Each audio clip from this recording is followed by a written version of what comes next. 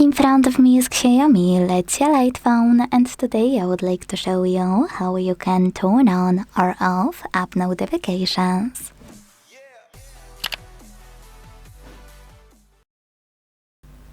First of all, go into Settings and scroll to click on Notifications and Status bar. Then tap on App Notifications here. And before doing anything, tap on Sort By to pick one of those options. This way you can sort your apps by time of received notifications, number of notifications, see apps that can show notifications, or apps with notifications already blocked.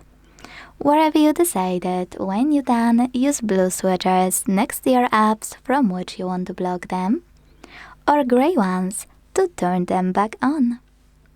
Quick tip, you can also tap on any app on the left and not only turn on or off notifications at the top, but also check out all of those notifications options for chosen app.